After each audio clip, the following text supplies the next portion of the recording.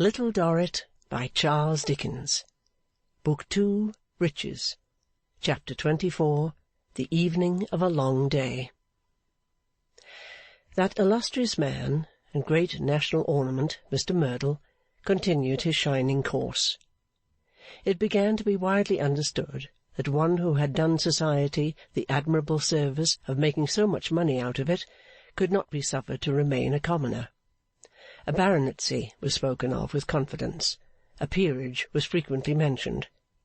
Rumour had it that Mr Merdle had set his golden face against a baronetcy, that he had plainly intimated to Lord Decimus that a baronetcy was not enough for him, that he had said, No, a peerage or plain Merdle.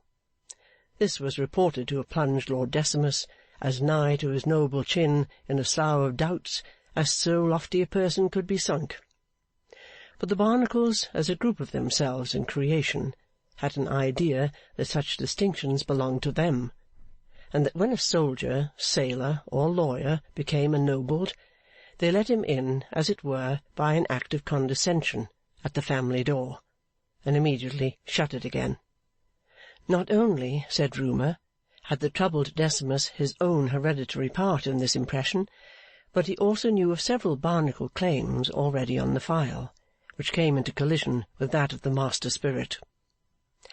Right or wrong, rumour was very busy, and Lord Decimus, while he was, or was supposed to be, in stately excogitation of the difficulty, lent her some countenance by taking, on several public occasions, one of those elephantine trots of his through a jungle of overgrown sentences, waving Mr Merdle about on his trunk as gigantic enterprise, the wealth of England, elasticity, credit, capital, prosperity, and all manner of blessings. So quietly did the mowing of the old scythe go on, that fully 3 months had passed unnoticed since the 2 English brothers had been laid in one tomb in the Strangers' Cemetery at Rome. Mr and Mrs Sparkler were established in their own house, a little mansion, rather of the tight Barnacle class, quite a triumph of inconvenience, with a perpetual smell in it of the day before yesterday's soup and coach-horses, but extremely dear, as being exactly in the centre of the habitable globe. In this enviable abode, and envied it really was by many people, Mrs Sparkler had intended to proceed at once to the demolition of the Bosom, when active hostilities had been suspended by the arrival of the courier with his tidings of death. Mrs Sparkler, who was not unfeeling, had received them with a violent burst of grief, which had lasted 12 hours, after which she had arisen to see about her mourning, and to take every precaution that could ensure its being as becoming as Mrs Merdle's. A gloom was then cast over more than one distinguished family, according to the politest sources of intelligence, and the courier went back again. Mr and Mrs Sparkler had been dining alone, with their gloom cast over them, and Mrs Sparkler reclined on a drawing-room sofa. It was a hot summer Sunday's evening. The residence in the centre of the habitable globe, at all times stuffed and close, as if it had an incurable cold in its head, was that evening particularly stifling. The bells of the churches had done their worst in the way of clanging among the unmelodious echoes of the streets, and the lighted windows of the churches had ceased to be yellow in the grey dusk, and had died out opaque black. Mrs Sparkler, lying on her sofa, looking through an open window at the opposite side of a narrow street, over boxes of mignonette and flowers, was tired of the view. Mrs Sparkler, looking at another window where her husband stood in the balcony, was tired of that view. Mrs Sparkler, looking at herself in her mourning, was even tired of that view, though naturally not so tired of that as of the other 2. "It's like lying in a well," said Mrs Sparkler, changing her position fretfully. "Dear Edmund, if you've anything to say, why don't you say it?" Mr Sparkler might have replied with ingenuousness, "My life, I have nothing to say," but, as the repartee did not occur to him, he contented himself with coming in from the balcony and standing at the side of his wife's couch. "Good gracious, Edmund," said Mrs Sparkler, more fretfully still, "you're absolutely putting mignonette up your nose. Pray don't.' Mr. Sparkler, in absence of mind, perhaps in a more literal absence of mind than is usually understood by the phrase, had smelt so hard at a sprig in his hand as to be on the verge of the offence in question. He smiled, said, 'I ask your pardon, my dear,' and threw it out of the window. 'You make my head ache by remaining in that position, Edmund,' said Mrs. Sparkler, raising her eyes to him after another minute. 'You look so aggravatingly large by this light. Do sit down.' 'Certainly, my dear,' said Mr. Sparkler, and took a chair on the same spot. 'If I didn't know that the longest day was past,' said Fanny, yawning in a dreary manner, 'I should have felt certain this was the longest day. I never did experience such a day.' 'Is that your fan, my love?' asked Mr. Sparkler, picking up one and presenting it. 'Edmund,' returned his wife, more wearily yet, 'don't ask weak questions. I entreat you not. Whose can it be but mine?' 'Yes, I thought it was yours,' said Mr. Sparkler. 'Then you shouldn't ask,' retorted Fanny. After a little while, she turned on her sofa and exclaimed, 'Dear me, dear me! There never was such a long day as this!' After another little while, she got up slowly, walked about, and came back again. 'My dear,' said Mr. Sparkler, flashing with an original conception, 'I think you must have got the fidgets.' 'Oh, fidgets?' repeated Mrs. Sparkler. 'Don't.' 'My adorable girl,' urged Mr. Sparkler, 'try your aromatic vinegar. I've often seen my mother try it, and it seemingly refreshed her, and she is, as I believe you are aware, a remarkably fine woman, with no Good gracious!' exclaimed Fanny, starting up again. 'It's beyond all patience. This is the most wearisome day that ever did dawn upon the world, I am certain.' Mr. Sparkler looked meekly after her as she lounged about the room, and he appeared to be a little frightened. When she had tossed a few trifles about, and had looked down into the darkening street out of all the 3 windows, she returned to her sofa and threw herself among its pillows. 'Now, Edmund, come here. Come a little nearer, because I want to be able to touch you with my fan, that I may impress you very much with what I am going to say. That'll do. Quite close enough. Oh, you do look so big!' Mr. Sparkler apologized for the circumstance, pleaded that he couldn't help it, and said that 'our fellows,' without more particularly indicating whose fellows, used to call him by the name of Quinbus Flestrin, Junior, or the Young Man Mountain.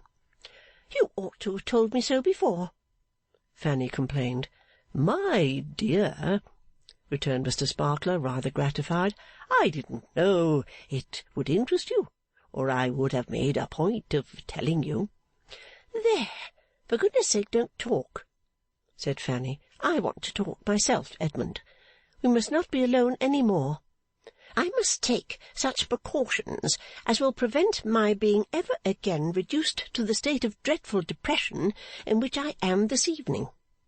'My dear,' answered Mr. Sparkler, 'being, as you are well known to be, a remarkably fine woman with no—' 'Oh, good gracious!'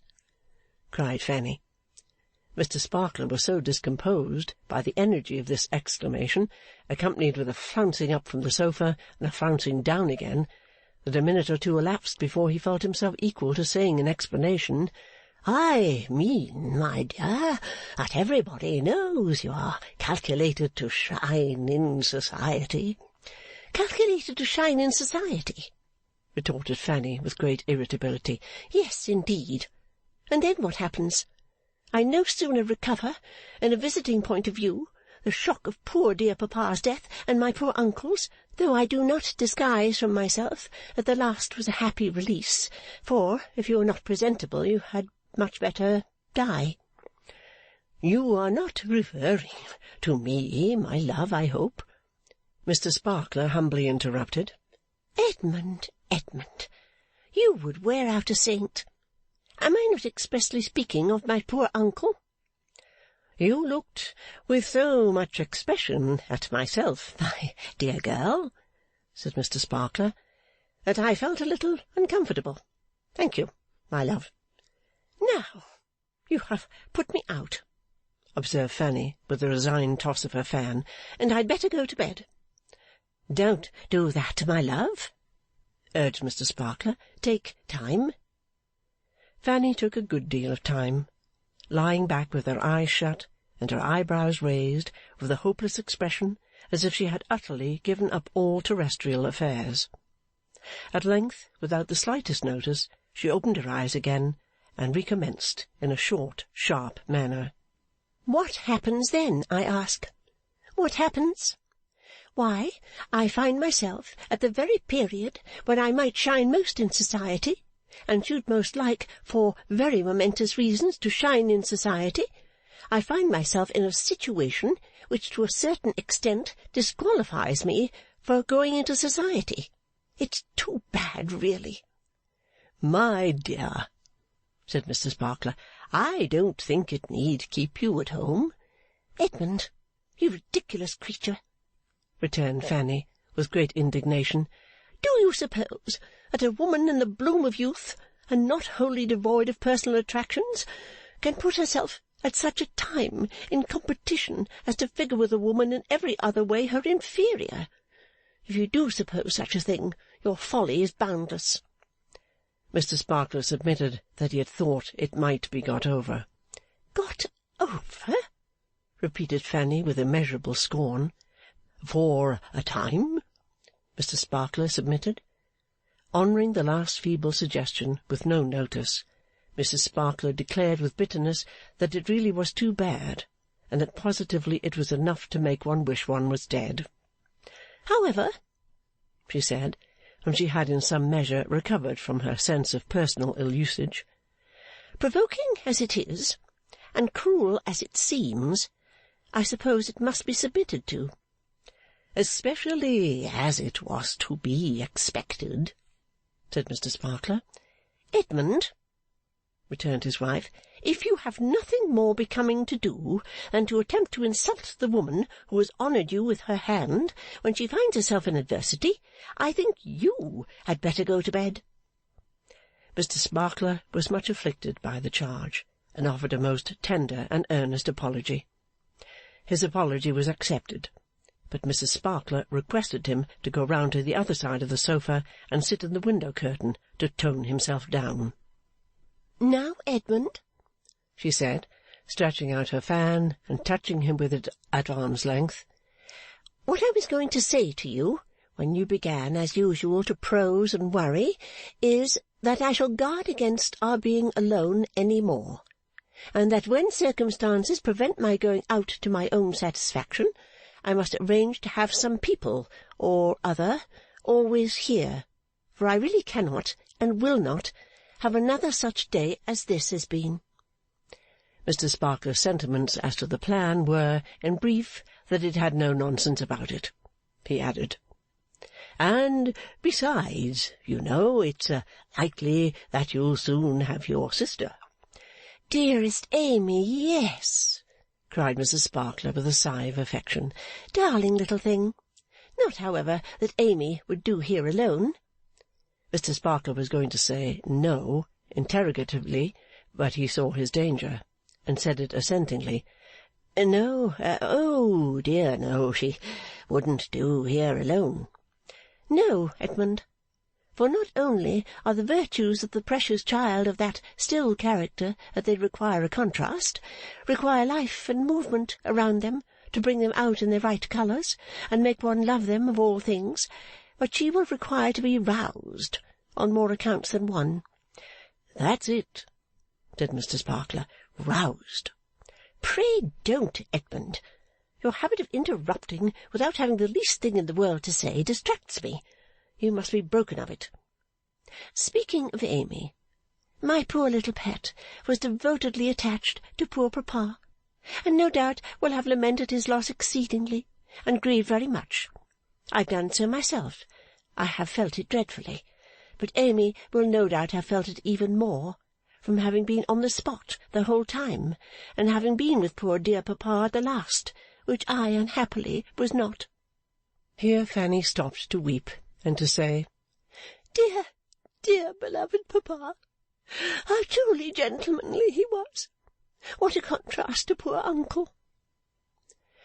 'From the effects of that trying time,' she pursued, 'my good little mouse will have to be roused. Also from the effects of this long attendance upon Edward in his illness, an attendance which is not yet over, which may even go on for some time longer, and which in the meanwhile unsettles us all by keeping poor dear papa's affairs from being wound up. Fortunately, however, the papers with his agents here being all sealed up and locked up as he left them when he providentially came to England, the affairs are in that state of order that they can wait until my brother Edward recovers his health in Sicily, sufficiently to come over and administer or execute or whatever it may be that will have to be done.' 'He couldn't have a better nurse to bring him round?' Mr Sparkler made bold to opine. 'For a wonder, I can agree with you,' returned his wife languidly, turning her eyelids a little in his direction. She held forth in general, as if to the drawing-room furniture, 'and can adopt your words. He couldn't have a better nurse to bring him round. There are times when my dear child is a little wearing to an active mind, but as a nurse she is perfection. Best of Amys.' Mr Sparkler, growing rash on his late success, observed that Edward had, begod, a long bout of it, my dear girl. 'If bout, Edmund,' returned Mrs Sparkler, 'is the slang term for indisposition, he has.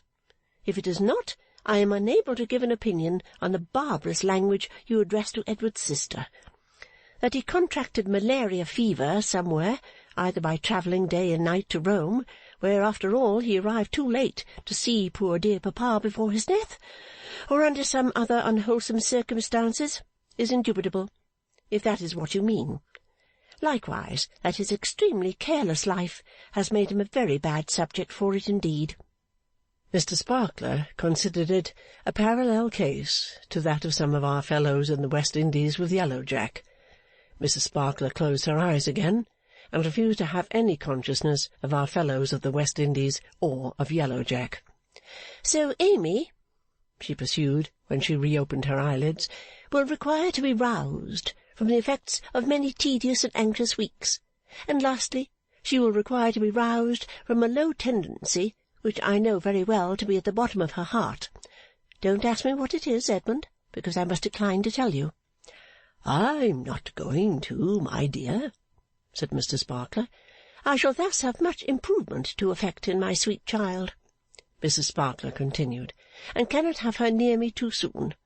Amiable and dear little Two-Shoes. As to the settlement of poor papa's affairs, my interest in that is not very selfish. Papa behaved very generously to me when I was married, and I have little or nothing to expect, provided he had made no will that can come into force, leaving a legacy to Mrs General. I am contented. Dear papa, dear papa.' She wept again, but Mrs General was the best of restoratives. The name soon stimulated her to dry her eyes and say, 'It is a highly encouraging circumstance in Edward's illness, I am thankful to think, and gives one the greatest confidence in his sense not being impaired, or his proper spirit weakened, down to the time of poor dear papa's death at all events, that he paid off Mrs General instantly, and sent her out of the house. I applaud him for it. I could forgive him a great deal for doing, with such promptitude, so exactly what I would have done myself.' Mrs Sparkler was in the full glow of her gratification, when a double knock was heard at the door. A very odd knock. Low, as if to avoid making a noise and attracting attention. Long, as if the person knocking were preoccupied in mind and forgot to leave off. 'Hallo!' said Mr Sparkler. 'Who's this?' 'Not Amy and Edward, without notice and without a carriage,' said Mrs Sparkler. 'Look out!' The room was dark, but the street was lighter because of its lamps. Mr Sparkler's head, peeping over the balcony, looked so very bulky and heavy that it seemed on the point of overbalancing him and flattening the unknown below. 'It's one fellow,' said Mr Sparkler. 'I can't see who. Stop, though.' On this second thought, he went out into the balcony again, and had another look. He came back as the door was opened, and announced that he believed he had identified his governor's tile. He was not mistaken, for his governor, with his tile in his hand, was introduced immediately afterwards. 'Candles?' said Mrs Sparkler, with a word of excuse for the darkness. 'It's light enough for me,' said Mr Merdle. When the candles were brought in, Mr Merdle was discovered standing behind the door, picking his lips. 'I thought I'd give you a call,' he said. 'I am rather particularly occupied just now, and as I happened to be out for a stroll, I thought I'd give you a call.' As he was in dinner dress, Fanny asked him where he had been dining. 'Well,' said Mr Merdle, 'I haven't been dining anywhere particularly.' 'Of course you have dined?' said Fanny. 'Why, no, I haven't exactly dined,' said Mr Merdle. He had passed his hand over his yellow forehead, and considered as if he were not sure about it. Something to eat was proposed. 'No, thank you,' said Mr Merdle. 'I don't feel inclined for it. I was to have dined out along with Mrs Merdle, but as I didn't feel inclined for dinner, I let Mrs Merdle go by herself just as we were getting into the carriage, and thought I'd take a stroll instead.'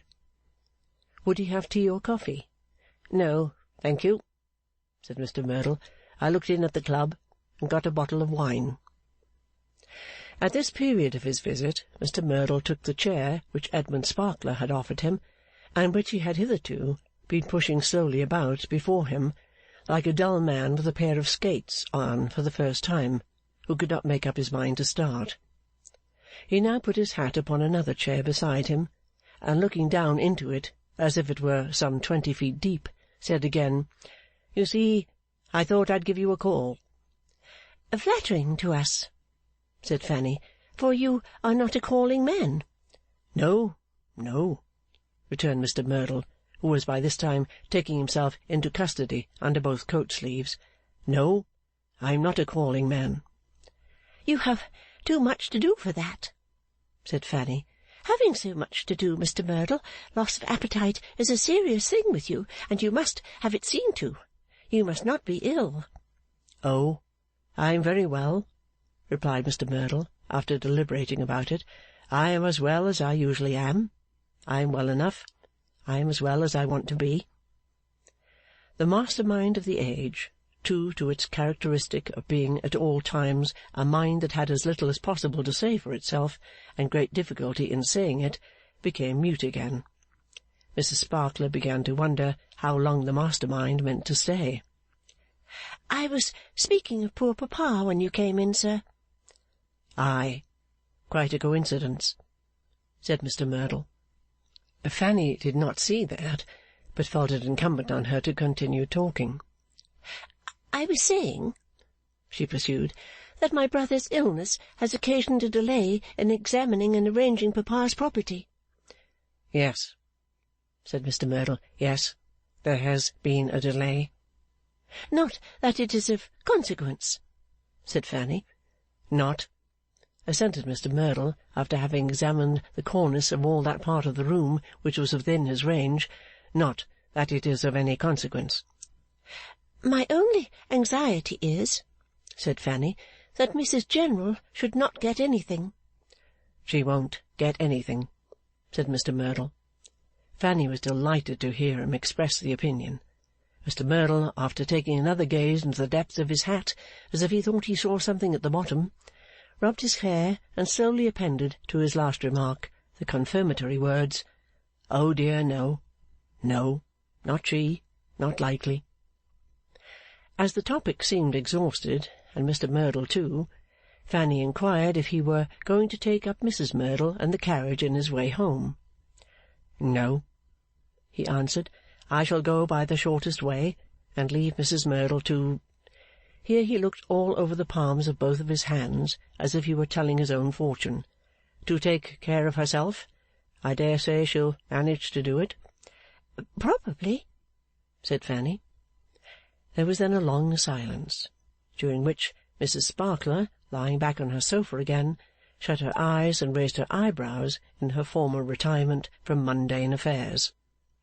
But, however, said Mr. Merdle, I am equally detaining you and myself. I thought I'd give you a call, you know. Charmed, I'm sure, said Fanny. So, I am off, added Mr. Merdle, getting up. Could you lend me a penknife? It was an odd thing, Fanny smilingly observed, for her who could seldom prevail upon herself even to write a letter, to lend to a man of such vast business as Mr. Merdle. Isn't it? Mr. Merdle acquiesced. But I want one, and I know you have got several little wedding keepsakes about, with scissors and tweezers and such things in them. You shall have it back to-morrow. Edmund, said Mrs. Sparkler, open, now very carefully, I beg and beseech, for you are so very awkward, the mother-of-pearl box on my little table there, and give Mr. Merdle the mother-of-pearl penknife. Thank you, said Mr. Merdle, but if you have got one with a darker handle, I think I should prefer one with a darker handle. A tortoise shell? Thank you, said Mr. Merdle. Yes, I think I should prefer tortoise shell. Edmund accordingly received instructions to open the tortoise shell box and give Mr. Merdle the tortoise shell knife. On his doing so, his wife said to the master spirit graciously, I will forgive you if you ink it. I'll undertake not to ink it, said Mr. Merdle. The illustrious visitor then put out his coat cuff, and for a moment entombed Mrs. Sparkler's hand, wrist, bracelet, and all. Where his own hand had shrunk to was not made manifest, but it was as remote from Mrs. Sparkler's sense of touch as if he had been a highly meritorious Chelsea veteran or Greenwich pensioner.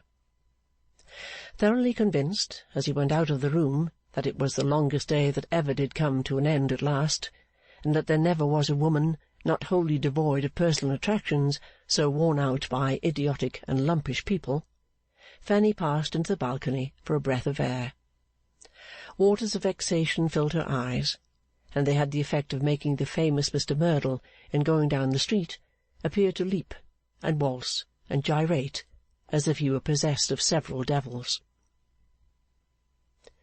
End of Book 2, Chapter 24.